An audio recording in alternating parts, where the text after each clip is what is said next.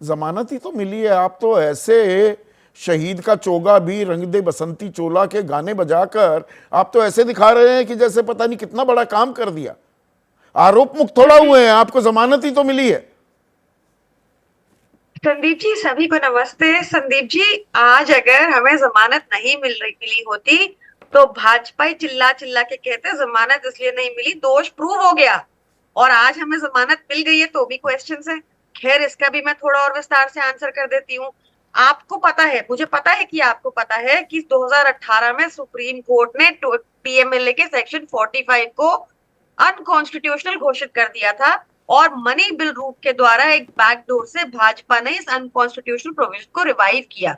इसमें जो बेल का पैमाना है वो बहुत ही हाई है, जिस वजह से इतना विलंब हुआ। और उसके बाद आज सुप्रीम कोर्ट ने नोट किया कि तुम्हारा तो ट्रायल भी शुरू नहीं हुआ तो अंदर क्यों रखना है। आप मुझे बताइए, इनके तो अजीत पवार थे, उनके ऊपर करप्शन के चार्जेस लगे, वो भाजपा में गए और साफ हो गए। और अब कहते हैं कि जांच चल रही, जबकि सच ये है कि उनका केस क्लोज हो चुका है।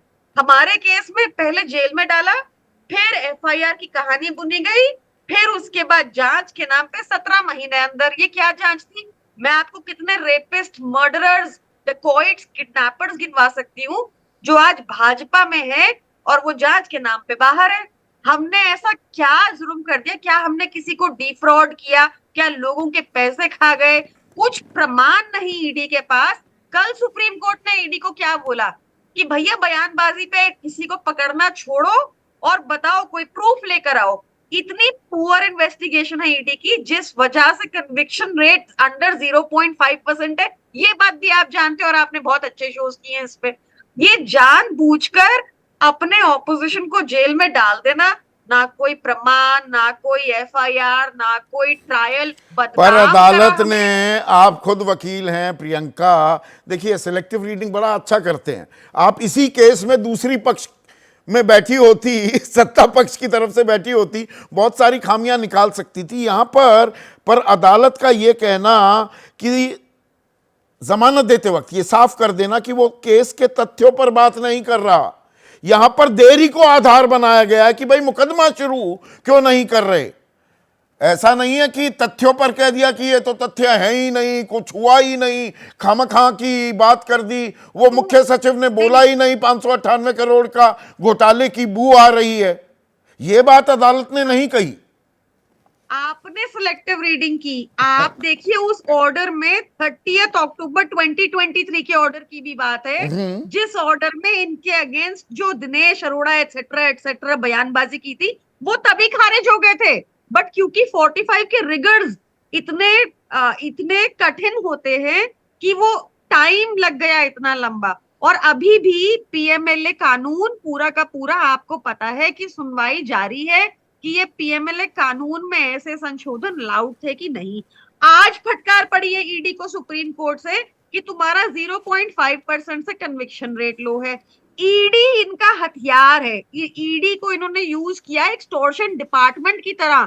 शरत रेड्डी से 60 करोड़ निकाल के डकार गए, उसके ऊपर इन्वेस्टिगेशन नहीं हुई। पहले तो शरत रेड्डी किंग पिन था, उसके ऊपर कोई इन्वेस्टिगेशन नहीं हुई। वो पैसे डकार गए, उसको बेल भी मिल गई, उसने बयान भी दे दिया। बयान के आधार पे आप सीएम, सिटिंग सीएम को उठा लो। इन्होंने ये कर रखा है कानून का। मैं चाहती हूं कि इस बार अकाउंटेबिलिटी तय हो, उन ईडी ऑफिसर्स को पकड़ा जाए, उन सीबीआई ऑफिसर्स को पकड़ा जाए, क्योंकि ये 17 मंथ्स और 17 months lost for us, for आम आदमी party, for the citizens of Delhi, for the 18 lakh पहले तो स्टूडेंट्स। मंगल को मंगल हुआ था प्रियंका, हनुमान जी की कृपा भी बताई थी। संजय सिंह की मुझे याद पड़ता है जमानत जो हुई वो मंगल को हुई थी। इस बार तो शुक्र भी आपका मजबूत होता दिख रहा है, और ये तो कल फिर अच्छी बात हनुमान है। के मंदिर जाने वाले हैं ना। मैं राजनीतिक जो संदेश दिए जा रहे हैं उसमें भी मेरा इशारा वहां है। समझ रही हैं मैं संदीप क्या जी, कह रहा हूं? मैं समझ रही हूँ आपकी बात। बट हम अगर वो कौन सी एक कहावत थी, तुम्हारा कुत्ता कुत्ता हमारा कुत्ता टॉमी, मतलब समथिंग टू दैट इफेक्ट, एक कहावत आई थी ना बीच में। तो हम अगर अपनी क्या हम अब भगवान के आगे सर भी नहीं टेक सकते थैंक यू बोलने को? हम सुप्रीम कोर्ट के शुक्रगुजार हैं, हम दिल्ली की जनता के शुक्रगुजार हैं, हम आप जैसे पत्रकारों के शुक्रगुजार हैं जिन्होंने बार बार पीएमएलए कानून के ऊपर चर्चाएं उठाई। हम बहुत शुक्रगुजार है भगवान के, जिन्होंने चाहे देर आए पर दुरुस्त आए। और इससे बस इतना ही प्रूव हुआ है कि सच्चाई का रास्ता भले ही कठिनाइयों से तो भरा मतलब हो, अब पर अरविंद अंत में केजरीवाल भी बाहर आएंगे, अब आप उम्मीद वहां लगाए बैठे हैं, जो 100% मनीष सिसोदिया का उम्मीद पहला की बात बयान भी नहीं। यही है। उम्मीद की बात ही नहीं है। अरविंद केजरीवाल जी का केस तो और साफ है। उनको ऑलरेडी पीएमएलए ईडी कोर्ट ने सेक्शन 45 के तहत बेल दे दी, रेगुलर बेल। आप किसी कानून के जानकार से बुलाइए, regular bail under PMLA is no less than acquittal, क्योंकि 45 की ट्विन कंडीशंस मीट करना बहुत मुश्किल होता है। वो मीट करके उनको बेल मिली। सुप्रीम कोर्ट ने इंटरिम बेल दे दी। उसके बाद ये सीबीआई अपना दुरुपयोग करने लग गए।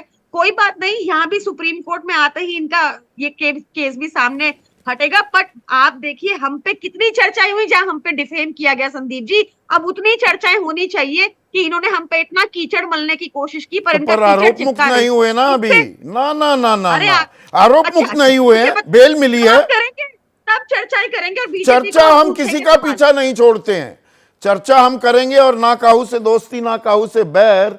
लेकिन अब ये तो पहले एक मिनट सुनिए ना, अरे वो संपादकीय है, फैसले तो मुझे लेने दीजिए, मैं अपने सवाल खुद ही पूछ लूं, या कंसल्टिंग एडिटर आपको भी बना दिया जाए एबीपी न्यूज का। आज मौका मिला है संदीप जी, एक सवाल पूछ लीजिए कि जेल के पीछे रखना क्यों था? ऐसी जांच क्यों करवाई भाजपा ने कि जेल के पीछे रख के ही होती है जांच?